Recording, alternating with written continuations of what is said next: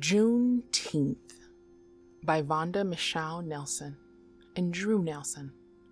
Illustrations by Mark Schroeder. Jubilee. It is June 19th, 1865, a hot day in Texas. Clouds decorate the bright blue sky. On a farm outside the city of Galveston, a man hoes corn. 5 miles away, a teenage boy chops wood.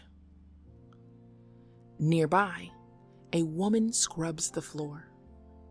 Her sister milks a cow in the barn. It seems like a normal day. Then a message arrives in Galveston.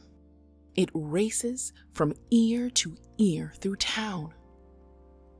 The message is carried to the countryside by riders on horseback. It is carried by wagon and by people on foot. The people on foot are running because the message is so important. When the news reaches the man in the cornfield, tears roll down his cheeks. 5 miles away, the young woodcutter plants his axe in a stump and runs to hug his father. Nearby, the woman stops scrubbing and dances across the wet floor. Her sister drops a bucket of milk and falls to her knees. As the news spreads across Texas, people stop working and jump for joy. These men, women, and children were not ordinary workers. They were enslaved Black people. The news that arrived on June 19th changed their lives forever. On that day, General Gordon Granger arrived in Galveston. He read an order from President Abraham Lincoln. The order said enslaved people were free. This was good news, but it was old news. President Lincoln had given the order in 1863.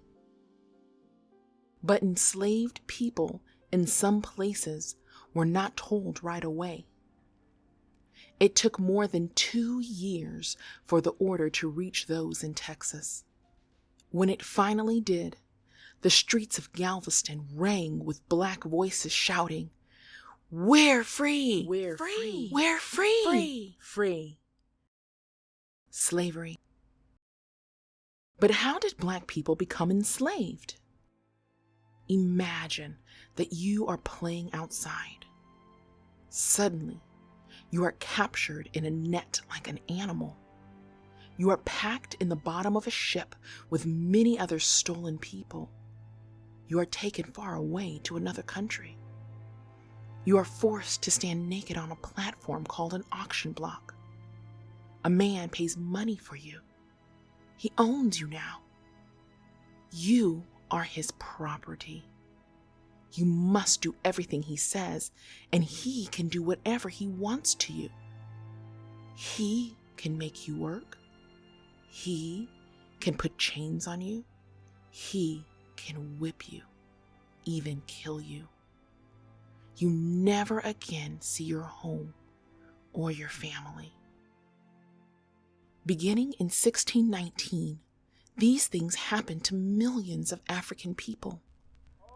They were taken to North America and to other places as slaves. Why did Americans want to enslave people? Some in the North wanted housekeepers and farmhands. Many Southerners needed workers for their plantations. Plantations were huge farms for cotton, tobacco, corn, and other crops. Plantation owners sold these crops to make money. The owners can keep more money if they did not have to pay their workers. They did not pay enslaved Blacks. War, 1861 through 1865. Not everyone wanted slavery. Many people in the North and some in the South wanted to free enslaved people. They knew that slavery was wrong, and they spoke against it. They believed that no one should own another person. Most Southerners did not want their way of life to end. Without slavery, who would pick their crops and chop their wood? Who would cook their meals and clean their houses? Also, many white people believed they were better than black people. They believed that blacks were not equal and did not deserve to be free. Northern leaders would not give up, and Southern states would not give in. Finally, a group of Southern states decided they could no longer be part of the United States. They broke away and formed the Confederate States of America. Now the country was divided into two parts: the Confederacy in the South and the Union in the North. On April 12, 1861, armies from the two sides began to fight. This was the start of the Civil War. Freedom.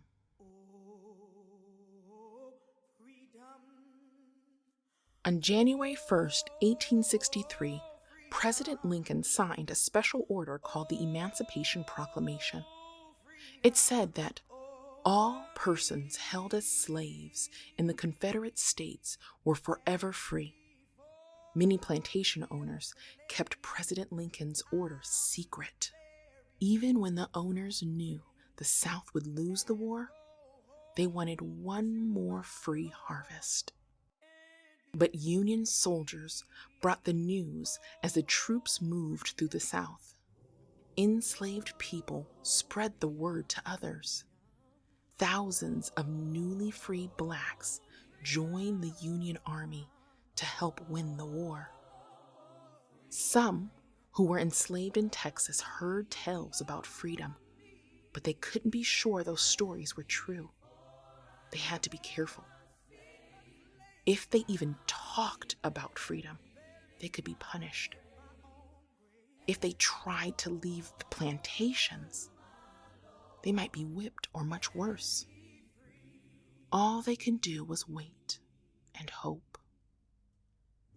Finally, in April 1865, the Union won the Civil War. More than 700,000 people from the North and South died fighting this war. On June 19th, Union General Granger brought the news of freedom to Galveston. Texas was the last state where the official announcement was made. No more slavery chains. Not everyone believed this announcement. More than 200 years had passed since Africans were first captured and brought to North America. By 1865, most enslaved blacks in North America had been born here. The only life they knew was slavery. Then, in an instant, they were free. Once they knew the truth, they stopped working. The moment was scary and wonderful. They were free. They laughed and cried, shouted and prayed. They danced and sang, gathered and hugged. They imagined their lives as free Americans. Some free blacks left the plantations with just the clothes on their backs. They didn't know where they were going. They were happy just to be free to go anywhere. Many searched for loved ones who had been sold to other plantations. Some were reunited with their families. Others never found their parents or children. Some found jobs in cities. Others could not because white people wouldn't hire them. Many stayed on plantations because they had nowhere else to go. They were free, but Black Americans would struggle for equal rights for a long time. Still, the end of slavery brought great joy and a reason to celebrate. Juneteenth. On June 19th, 1866, 1 year after they had learned of their freedom, freed African Americans came together to celebrate. The city of Galveston was alive with music. The sweet, smoky smell of barbecue filled the air. Black Texans were wearing their Sunday best. They gathered and hugged. They shared news and told stories. They sang spirituals celebrating freedom. No more slavery chains for me. No more, no more. Folks attended ceremonies, worship services, and parades to mark the day. This was the first of many June 19th celebrations in Texas. And when Black Texans moved to other states, they took the tradition with them. But how did June 19th become Juneteenth? At first, Texans called it Freedom Day, Emancipation Day, Jubilee, or simply June 19th. As years passed and freedom stories were told and retold, June and 19th blended together into Juneteenth. Today, Juneteenth is celebrated much like the first anniversary in 1866. People of all colors arrive at parks, churches, schools, and backyards for picnics. The sweet, smoky smell of barbecue fills the air. Potato salad, corn on the cob, biscuits, homemade ice cream, cakes, pies, and melons crowd the table. Red velvet cake and red soda pop are traditional treats. Red honors all the people whose blood was shed in slavery and in the struggle for freedom. Festive parades fill city streets with music and dancing. Black cowboys and cowgirls clop through town on horses. Miss Juneteenth waves from a decorated float. Folks stroll along, singing songs of freedom and patriotism. Spirited baseball games bring hoops and hollers from excited fans. Foot races, sack races, and rodeos spark cheers and laughter.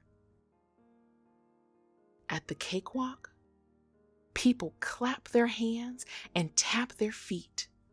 Dancers turn and leap, strut and quick step to win the grand prize, a delicious cake. Worship services and readings of the Emancipation Proclamation are important parts of Juneteenth. Speakers tell and retell stories of slavery and freedom. They share tales of why enslaved Texans were last to get the news. One legend says that the first messenger sent with the proclamation was murdered along the way. Another story says he was given a very, very slow mule to ride. People laugh, but no one forgets the real reason for the late news. No one forgets that Juneteenth is not just a day to have fun. It is a time to remember. Juneteenth is celebrated in big or small ways almost everywhere in the United States. The government of Texas made it a state holiday on June 1st, 1980. From Florida to Alaska, California to New Jersey, other states across the nation have followed this example.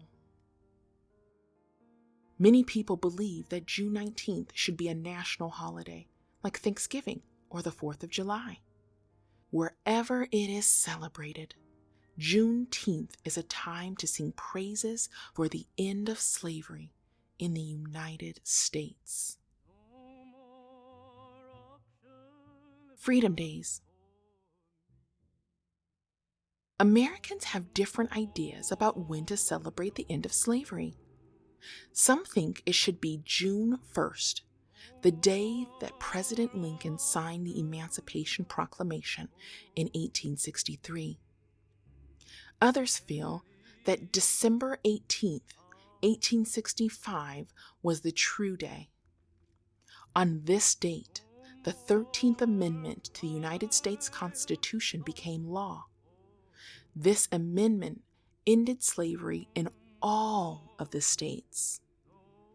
The Emancipation Proclamation freed only persons held as slaves within any state. And there are people who honor the date when freedom came to their own state. Whatever date you choose, freedom is worth celebrating.